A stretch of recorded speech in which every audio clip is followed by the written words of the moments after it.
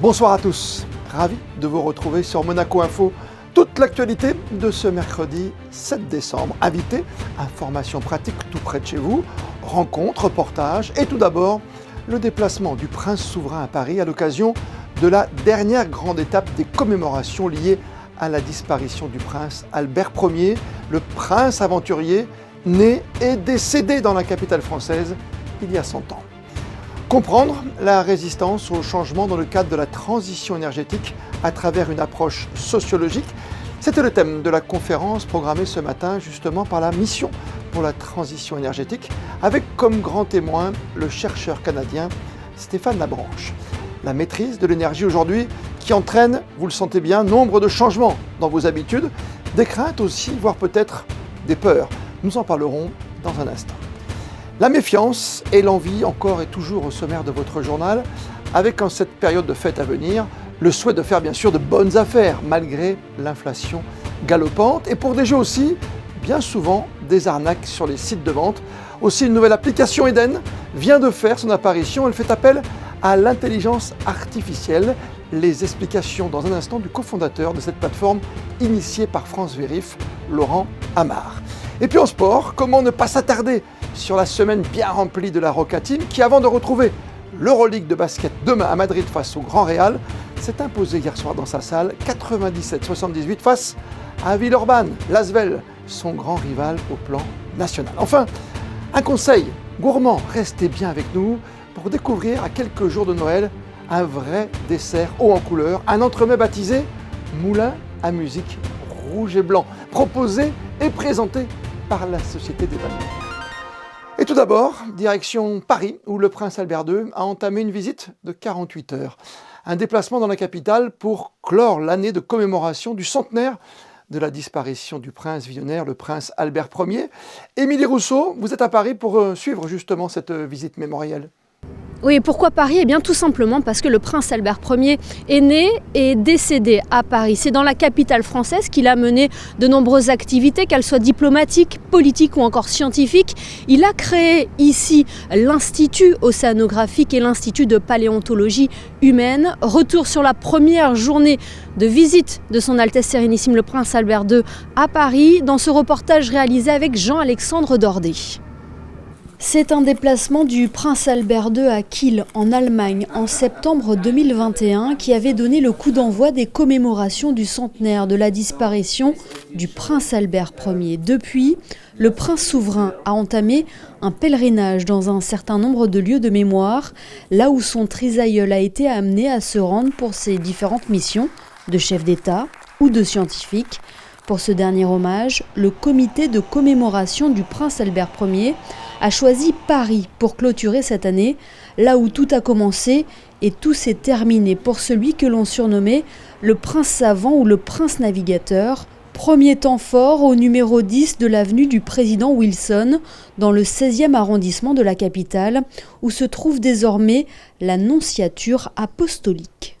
La nonciature apostolique à Paris rejoint en quelque sorte les lieux de mémoire du prince Albert Ier, puisque on ne le savait pas, ou peu de gens le savaient, ça a été l'hôtel particulier du prince Albert Ier, sa résidence parisienne, où il a passé beaucoup de temps entre 1900 et sa mort en 1922.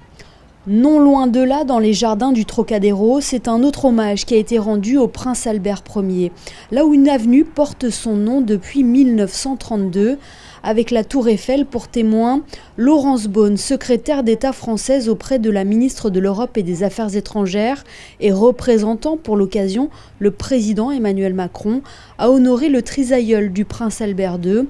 Elle a salué son héritage et ses combats qui demeurent toujours d'actualité. C'était également le sens du message adressé dans la grande salle de l'Institut de France par l'Académie des sciences lors d'une séance spéciale. Tour à tour, paléontologues, mathématiciens, biologistes, physiciens ont voulu montrer en quoi les travaux du prince Albert Ier avaient une résonance dans leur discipline, et ce encore aujourd'hui.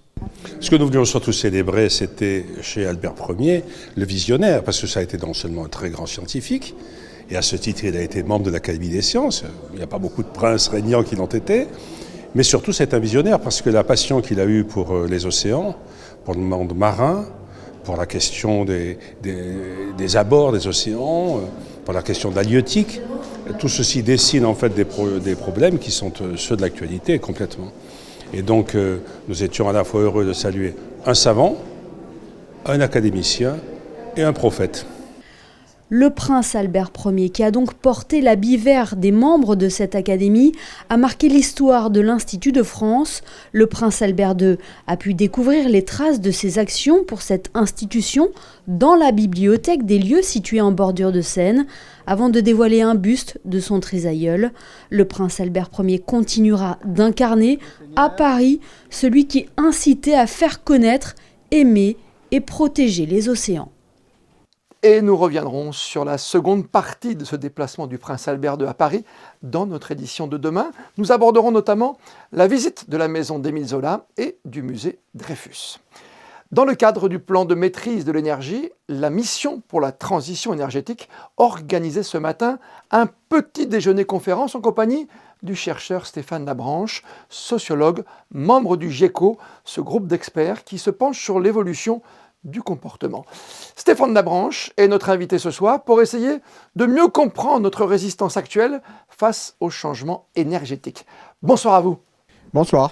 Le thème, c'était comprendre la résistance au changement dans le cadre de la transition énergétique à travers une approche sociologique. Ça fait un petit peu peur comme ça à la base, mais il est important aujourd'hui de se demander par exemple quelles sont nos plus grandes craintes aujourd'hui finalement chez l'homme par rapport à ce qu'on nous demande. La plus grande crainte, en fait, c'est plutôt l'effort à changer et tous les effets négatifs que ça peut avoir sur notre confort de vie au quotidien. Sociologiquement, on n'est pas dans des grandes craintes pour la plupart de la population, une majorité de la population, on n'est pas dans une grande crainte abstraite ou théorique, on est vraiment dans du quotidien. Est-ce que je vais pouvoir aller chercher mes enfants à l'école à la bonne heure? Est-ce que je vais être capable de me déplacer sans avoir un accident? Est-ce que je vais être capable de bien manger ce soir?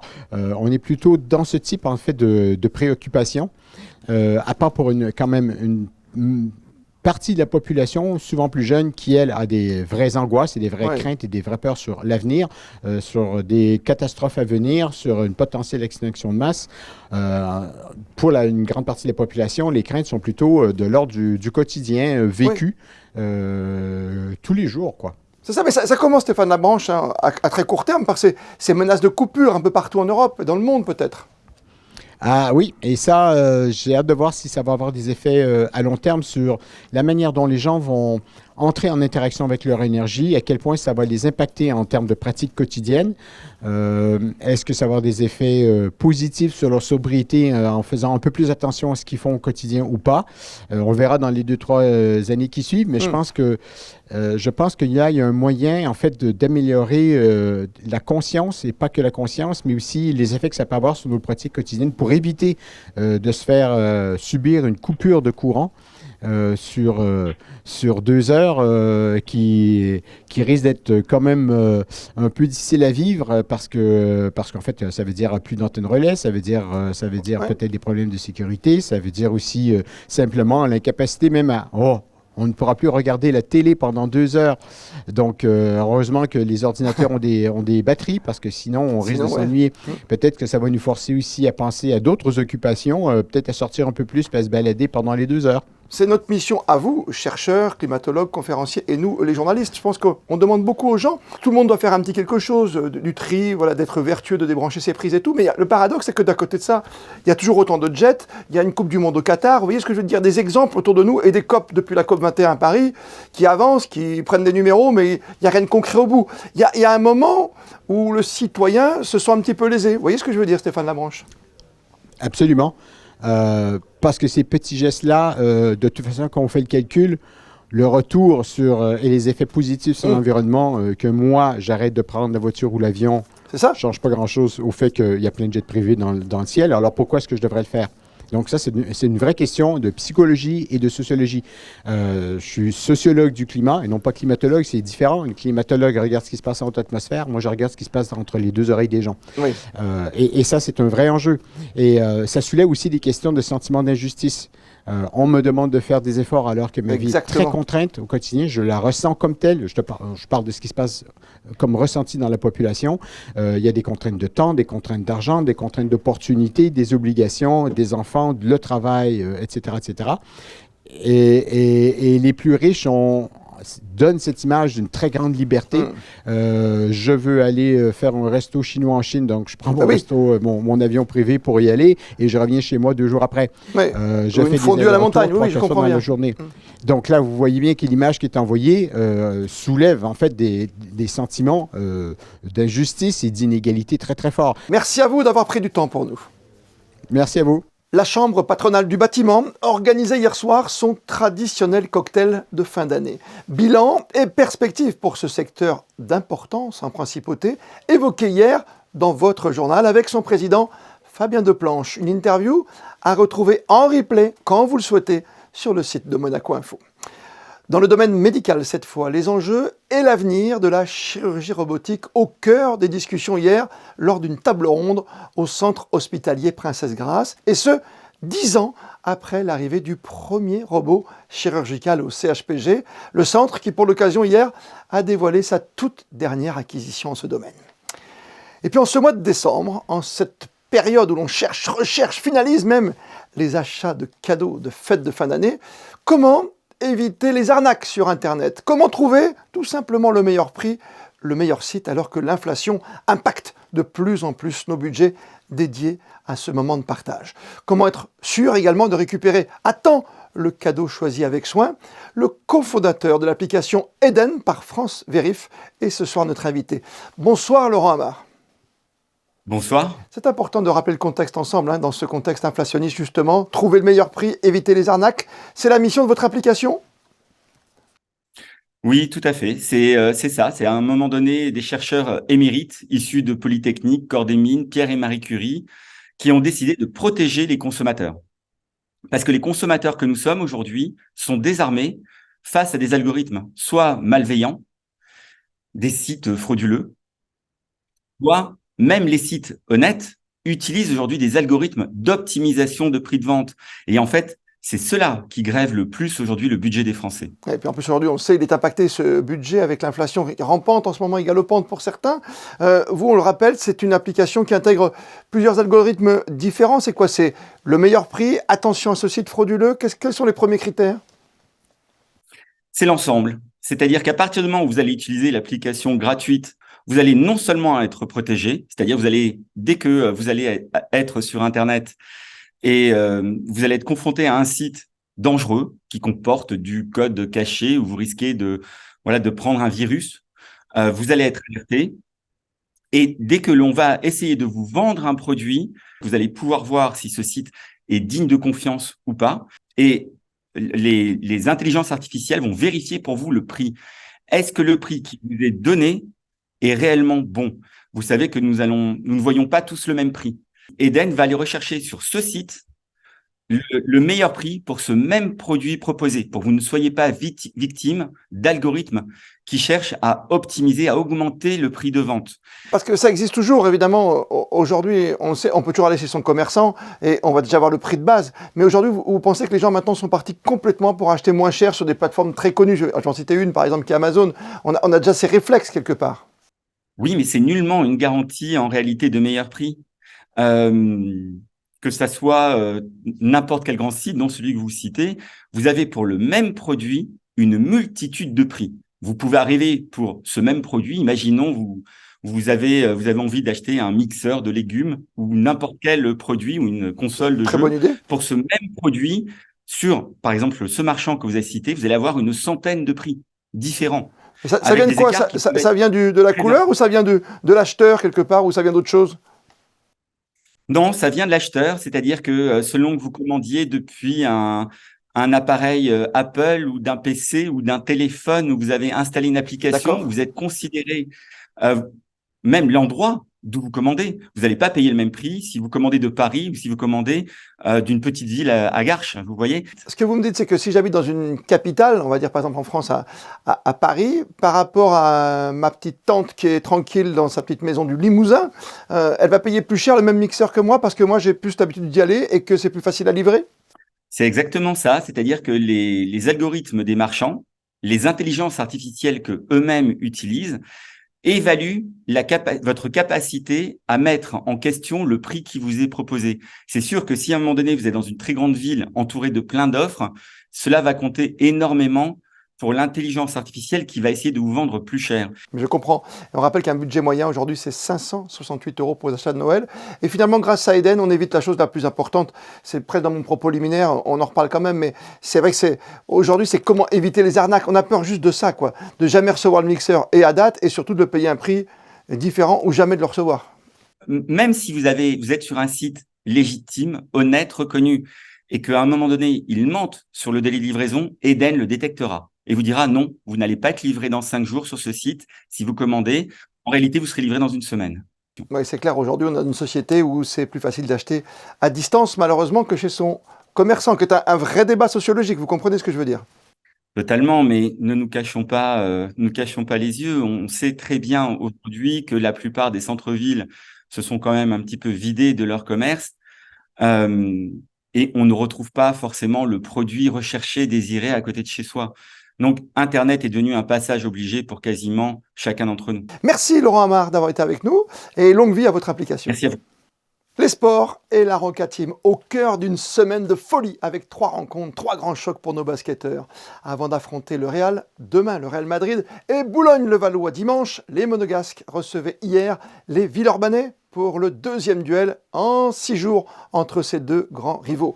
Yannick Debever, bonsoir à vous. On peut dire que Monaco a bien démarré cette semaine à haute intensité.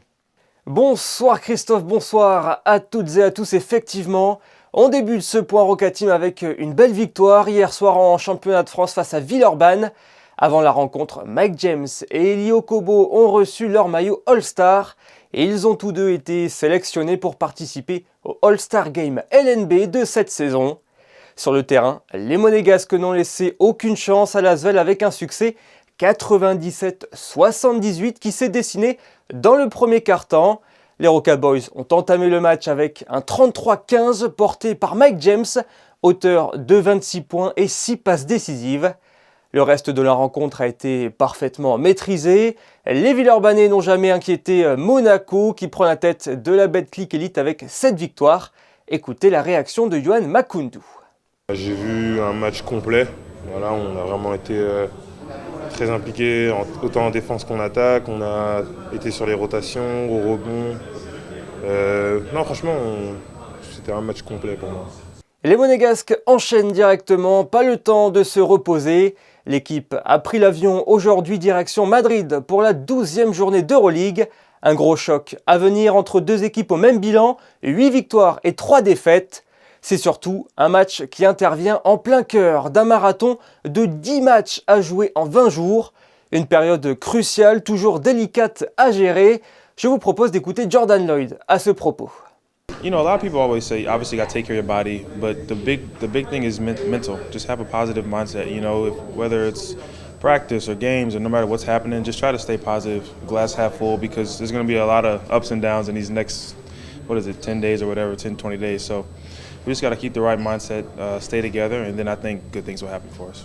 Le Real Madrid est en grande forme avec 6 succès sur les 6 derniers matchs après avoir connu un début de saison compliqué.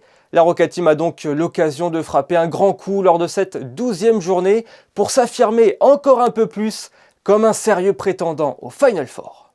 Main focus is us always, first, that we got, ready, to play and ready to follow the plan. I think, this is, the key, and I believe now that, my confidence also grows, to the guys, who are ready to help. La dernière fois que Monaco a été rendre visite au Real Madrid, c'était seulement le 3e match d'Euroleague de l'histoire de la Roca Team. Les rookies monégasques héroïques avaient fait vaciller les Madrilènes avec notamment un Mike James exceptionnel. Auteur de 24 points et 10 passes décisives dans une défaite 94-86. Vu son match face à Villeurbanne, on peut penser que le meneur américain a pris son rythme et est prêt pour ce choc au sommet de l'Euroleague. Vous pourrez suivre évidemment ce match en direct sur Monaco Info. Rendez-vous ce jeudi à 21 h. Et pour être complet, la Roca Team, pour son entrée en lice en Coupe de France, affrontera les Metropolitans de Boulogne d'un certain Victor Wembanyama, incroyable jeune talent de 18 ans, une pépite qui culmine à 2,19 m. Le 8e de finale de coupe est programmé le mercredi 15 février prochain. Demain, jeudi 8 décembre, jour férié en Principauté, jour de l'Immaculée Conception qui permet de célébrer, faut-il le rappeler, la Mère du Christ, la Vierge Marie, épargnée par le péché originel. Comme chaque année, une messe pontificale aura lieu ce jeudi à 18 h en la cathédrale de Monaco. Elle sera célébrée par Monseigneur Dominique-Marie David, archevêque de Monaco. La messe sera suivie de la traditionnelle procession. Les précisions de l'abbé Christian Venard qui revient sur ces célébrations du 8 décembre aux côtés de Vanessa Dessy sur des images d'Alexa Vial. Alors oui, le 8 décembre ici à Monaco, ça prend vraiment une ampleur toute particulière.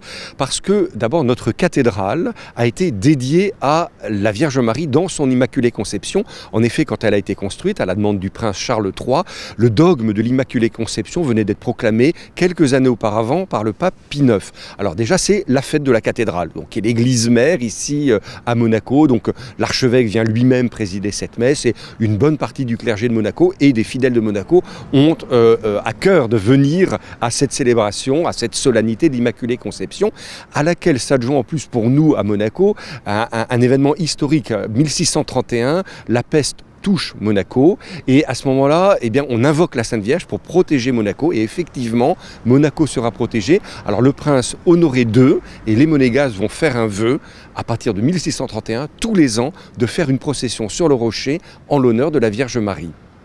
Alors c'est ce qu'on va faire aussi, après la messe, on va tous se retrouver avec l'archiconfrérie des pénitents sur le rocher, ils apportent une très belle statue de la Sainte Vierge et on la porte en procession en chantant des chants à la Vierge Marie, on passe devant le palais, on prend les ruelles du rocher, on fait une halte à un endroit, il y a un endroit commémoratif de ce vœu du prince Honoré II et on termine à la cathédrale. Ça fait partie des belles traditions de notre principauté, hein. Alors on se dit qu'on est un État catholique, l'article 9 de la Constitution, c'est bien sur le papier, c'est encore mieux si on essaye de le vivre les uns avec les autres. Je crois que ça fait partie dans le pays voisin et ami, on parle du vivre ensemble. Dans notre vivre ensemble monégasque, il y a ce côté aussi de participer aux grands événements de la vie catholique de notre principauté.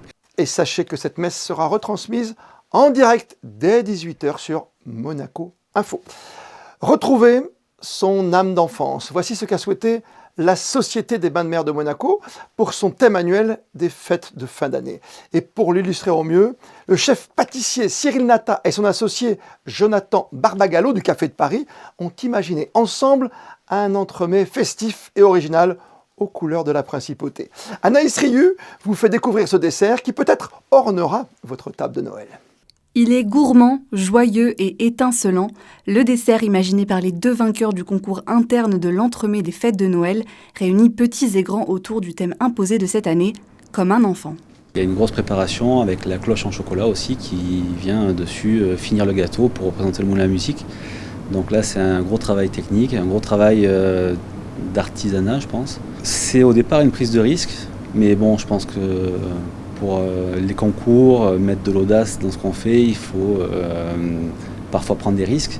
Mais en fait, à la dégustation, on a vu qu'au final, ça coulait de source, on va dire. Donc au fil des dégustations, on a affiné, et puis on est arrivé sur le bon équilibre. Un équilibre minutieusement travaillé pour associer la douceur du praliné, noix de pécan, pain d'épices et caramel à la fraîcheur de la mangue, citron vert et fruits de la passion. Ça forme une boîte à musique pour célébrer ce jouet incontournable de l'enfance dans l'ancien temps. Donc j'ai posé à ma famille énormément de questions, quel était leur jouet quand ils étaient jeunes. Et ma famille m'ont répondu, quand on était jeunes, le soir de Noël, on avait ce petit moulin à musique. Et donc j'ai fait un peu mes recherches sur Internet et j'ai trouvé, et là j'ai dit, je vais la proposer au chef Cyril. Et du coup, je lui ai montré, il m'a dit, top. Et qu'on voit la réalisation, là on se dit mais en fait c'est ce qu'on avait imaginé et en fait c'est vraiment un beau travail d'équipe surtout. L'entremets est à retrouver à la vente jusqu'au 8 décembre au Café de Paris et au Madawan pour la somme de 95 €. Passé cette date, il faudra le commander 72 heures avant sa dégustation. La météo pour ces prochaines heures, c'est avec vous, Vanessa Dessy. Bonsoir Christophe, bonsoir à tous. Eh bien, le ciel risque d'être couvert une grande partie de la journée. Les températures seront légèrement en baisse. Elles iront de 8 à 16 degrés. Le soleil se lèvera à 7h49 et se couchera à 16h54. Et nous fêterons les jours froids.